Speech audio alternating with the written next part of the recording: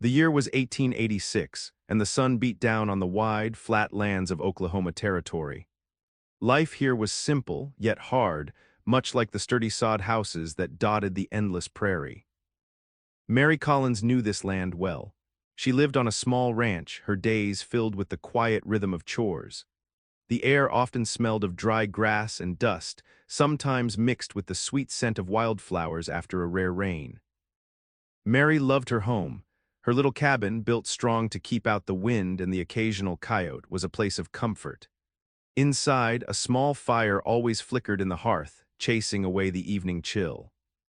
She spent her mornings milking the cow, collecting eggs from the noisy chickens, and tending her small patch of vegetables. Her hands, though strong from work, were also gentle. She could hum a tune that made the chickens cluck happily and whisper to the cow until it gave its milk freely. In the afternoons, Mary often sat on her porch, looking out at the vast expanse of the prairie.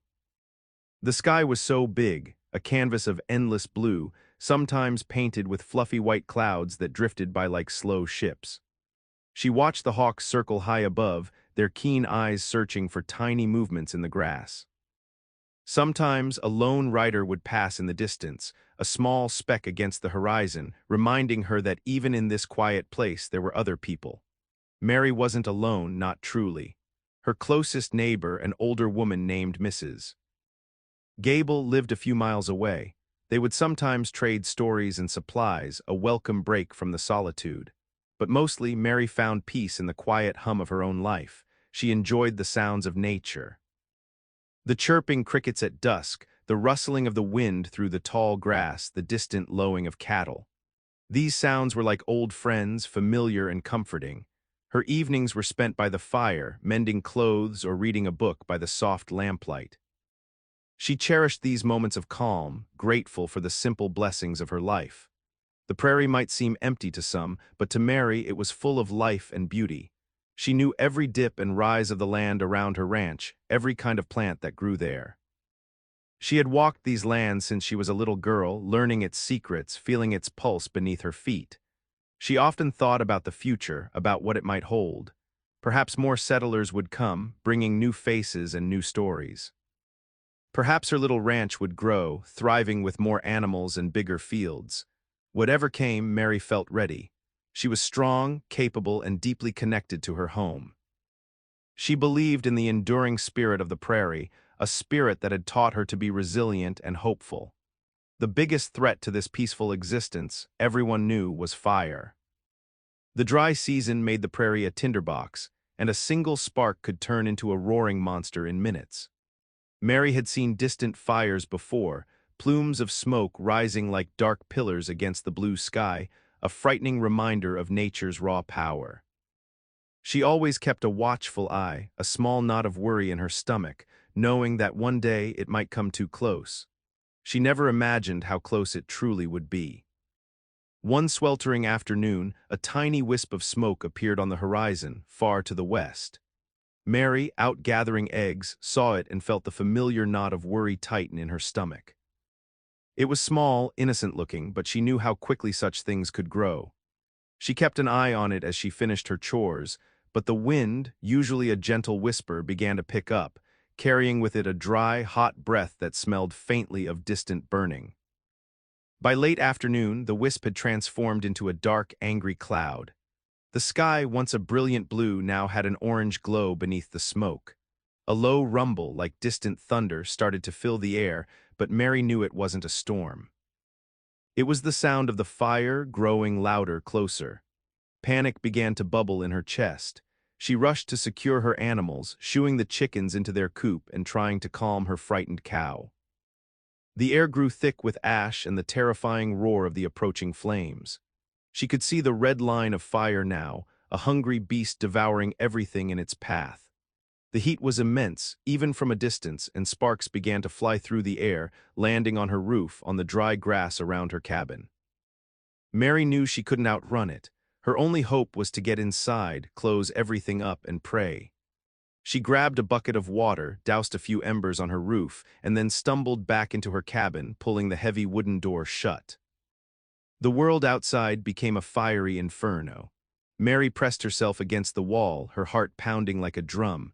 The cabin shook with the force of the wind and the fire's roar.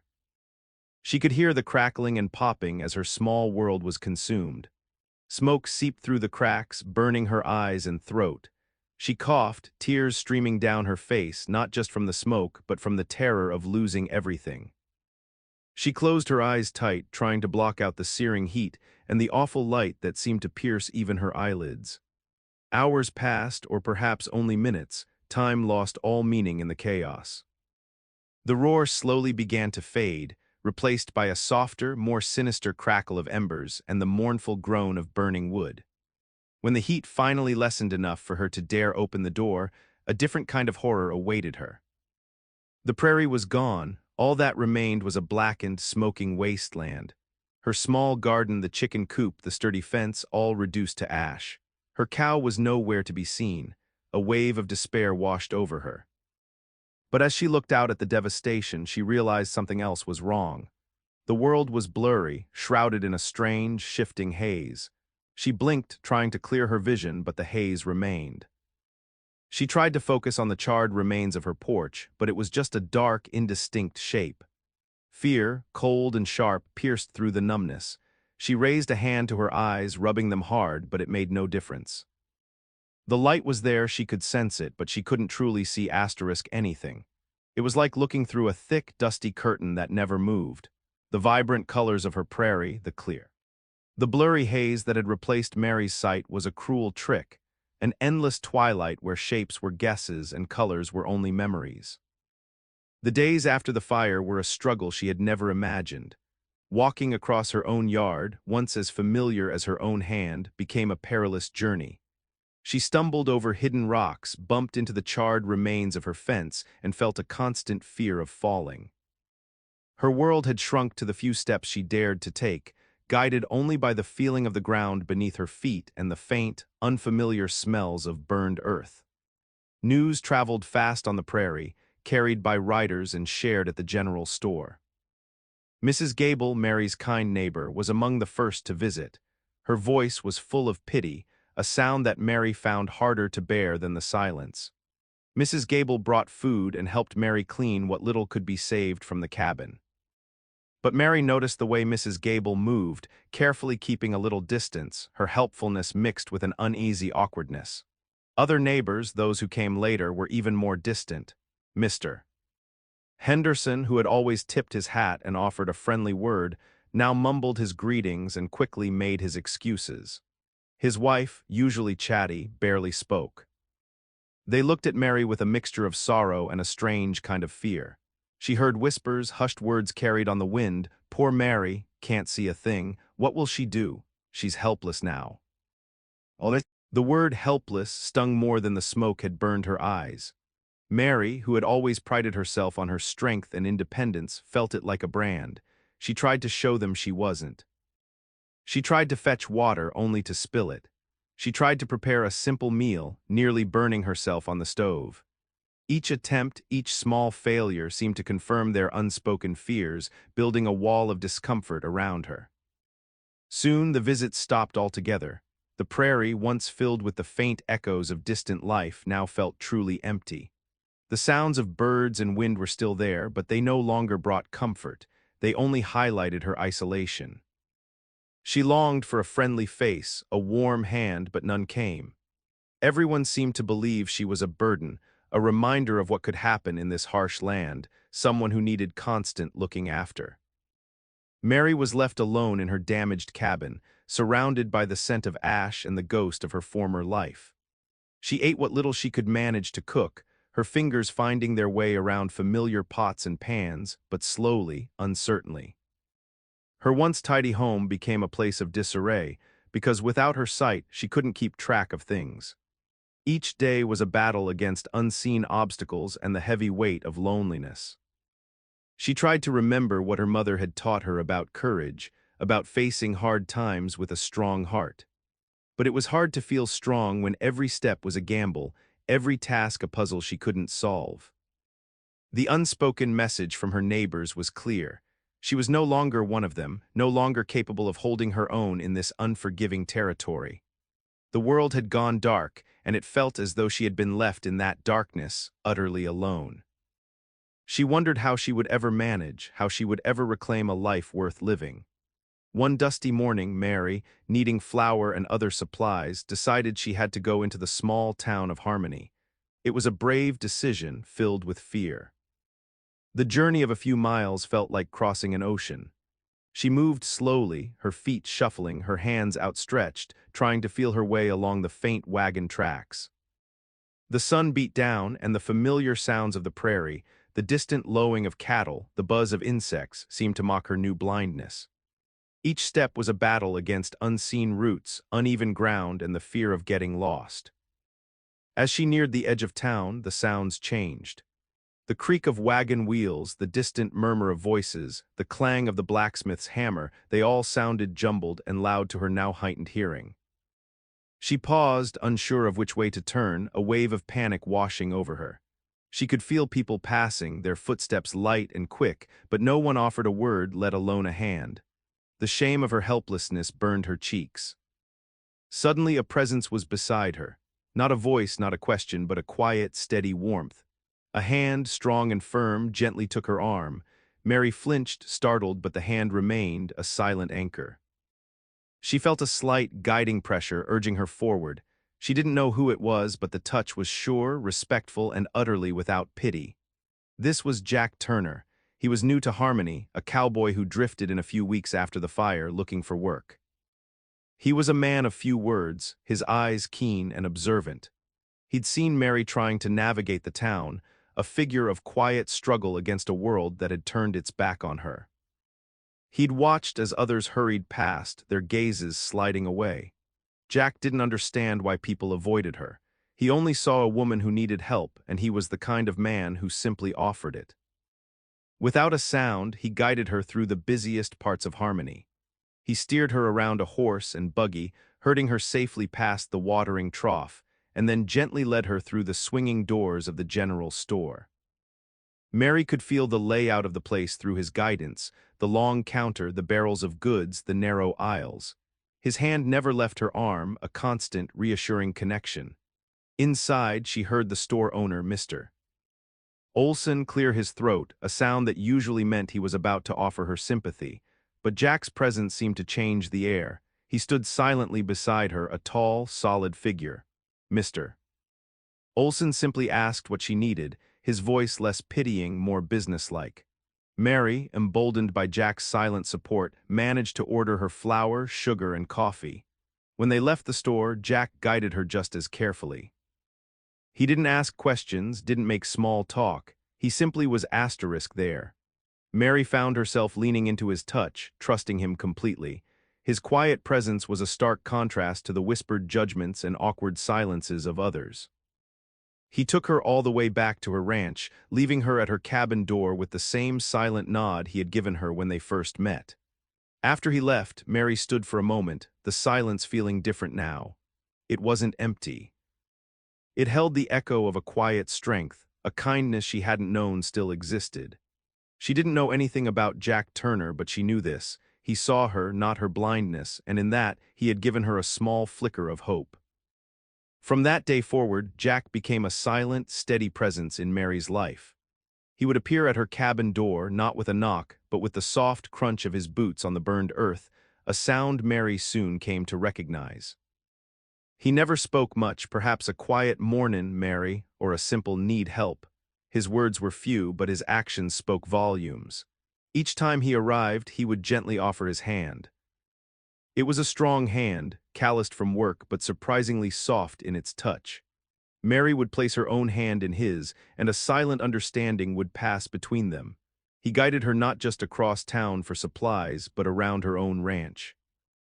The ranch, once a familiar landscape, was now a maze of ash and hidden dangers. Jack taught her to listen with new ears, to feel with new senses. "Listen for the creek, Mary," he'd murmur, guiding her towards the gentle gurgle of water, a sound she had taken for granted before. He showed her how to feel the warmth of the sun on her face to know the direction, how to recognize the different textures of the ground beneath her feet, the smooth, packed earth of a path, the rough stubble of burned grass, the loose gravel near the old well. He taught her the smells, too. The sharp scent of sagebrush, the faint sweetness of wild honeysuckle that was slowly growing back, the earthy aroma of damp soil near the creek bed. These sensory cues, once background noise, now became her map. He'd walk beside her, his presence a silent shield against her fear. He never rushed her, letting her take her time, encouraging her to touch and explore. He'd place her hand on the rough bark of a surviving oak tree or let her feel the cool, smooth surface of a river stone. Jack didn't just guide her physically, he guided her spirit. With his constant, patient help, Mary slowly began to reclaim her world. She learned to fetch water from the well by counting steps from the cabin door, feeling for the familiar wooden bucket.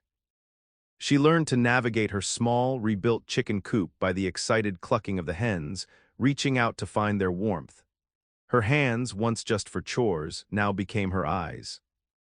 The kindness Jack showed her was unlike anything she had known. It wasn't pity, which withered her soul, but a steady, respectful care that helped her grow. He didn't treat her as helpless. He treated her as capable, simply needing a different way to see. He always gave her the choice, asking silently with a gentle pressure on her arm if she was ready to move or if she needed to pause. His devotion was quiet, unwavering. He would mend her fence posts, repair her leaky roof, and help her replant a small garden, always ensuring she could participate, feeling the soil, choosing the seeds. He would often stay for supper, sitting across from her at the small table, his silence comfortable, filled with the warmth of shared presence. Mary, in turn, learned to see him through his steady breathing, the slight scent of campfire and leather that clung to him, the firm grip of his hand. She learned to trust not just his guidance but his heart. In the quiet solitude of the prairie, a bond was forming, deeper than words, stronger than fire. This unspoken connection became Mary's new light. As the weeks turned into months, the sight of Jack Turner at Mary's side became common, yet still sparked whispers in harmony. Folks saw him helping her at the general store, leading her to the creek for water, or simply sitting on her porch in comfortable silence. The gossip grew louder, carried on the wind like prairie dust. A drifting cowboy, settling down for a blind woman. What's his angle? She's helpless, he'll be stuck. The old fears about Mary's blindness mixed with new suspicions about Jack. One afternoon, Mary and Jack were in town, guided by his steady hand, when Mrs. Gable, usually timid, found the courage to speak. "Jack," she began, her voice tight with concern, "folks are talkin'. They say you're. Well, they wonder why you're staying. It's a hard life out here, especially for Mary now." Jack stopped. Mary felt his hand tighten around her arm, a silent signal. He turned to face Mrs. Gable, his expression calm but firm. "Mrs. Gable," he said, his voice quiet but clear, carrying to the ears of several onlookers. "Mary is a strong woman, stronger than most folks give her credit for." He paused, his gaze sweeping over the curious faces. "And as for why I'm staying, there's no mystery. I'm staying because I want to." He looked down at Mary, a gentle warmth in his eyes that she felt even without seeing. "Sight or no sight," he declared, his voice a little louder now so everyone could hear, "I'm staying with Mary. This is my home now, right here." A hush fell over the small group. His words were a powerful shield, cutting through the whispers and judgments. Mary felt a wave of emotion, surprise, gratitude, and a profound sense of belonging she hadn't dared to hope for.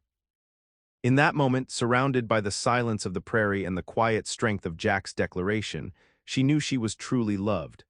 It wasn't a love born of grand words or passionate speeches, but of shared silence, unwavering devotion, and gentle hands. Their love had deepened in the quiet moments, in the trust built step by painstaking step, in the understanding that passed between them without a single word. Later that evening, back at the ranch, as the stars began to dot the vast Oklahoma sky, Jack sat on the porch. Mary sat beside him, listening to the familiar sounds of the crickets. Jack pulled out a piece of aged oak wood he'd been shaping for days. He worked slowly, carefully, his calloused hands surprisingly delicate as he carved. Mary heard the soft rasp of his knife against the wood, a comforting rhythm. Finally, he stopped. "Mary," he said, his voice soft, "I made you something." He took her hand, warm and firm, and placed a smooth, polished piece of wood into it. It was a cane, perfectly carved to fit her grip, strong and sturdy. Her fingers traced its smooth surface, feeling the faint lines of the wood grain, the rounded handle, the solid base. It was more than just a stick, it was a symbol. "You're strong, Mary," Jack murmured, his voice close, "but you don't ever have to walk alone again." He squeezed her hand, a promise in his touch. Not now, not ever. And in the silence of the prairie night, Mary knew, with a certainty that shone brighter than any star, that she never would.